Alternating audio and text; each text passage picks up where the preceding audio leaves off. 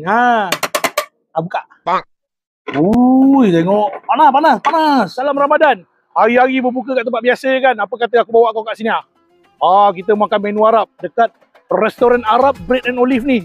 Wah, kita tengok apa menu ada. Kita tanya Assalamualaikum. Syekh, sini itu ada nasi mendi ada? Ada. Itu fatayir ada? Ada. Fatayir ada, itu cheese, fatayir lamb pun ada. Oh, itu sedar ada? Sedar ada, sedar kambing, sedar ayam. Wah, saya mau makan lah berbuka puasa. Welcome, jom Baban, jom. Okey, boleh. Baik ni Pak Arab. Pernah makan sedar kambing? Buka.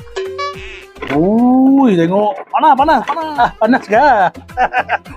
Tapi kau tengok portion dia tu banyak ni. Kenyang kalau makan buka puasa ni.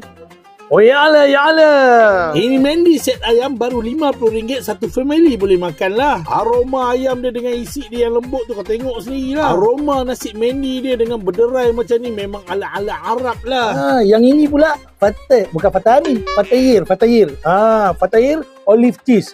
Dengan minyak olive dengan cheese kat dalam dia. Sampai langit ni. Harga fatayir ni baru RM25. Dekat sini memang top jugalah dengan dia punya pizza. Yang penting cheese-nya tak kedekut. Inilah yang dia ketuk-ketuk tadi tu. Sedar lamb. Harga dia RM45 je. Dalam tong tadi tu lamb dia banyak tau. Herba-herba dekat nasi dia tu. Menangkap. Kena minum Adani tea. Barulah Arab. Minum. Kena dia punya coklat. Avocado coklat. Favorite aku, mango lassi. Kedai dia ni dekat Jalan Semabuk tu betul-betul depan Jekyll. Kat sebelah Caltech tu je. Kau waste je lah, confirm sampai.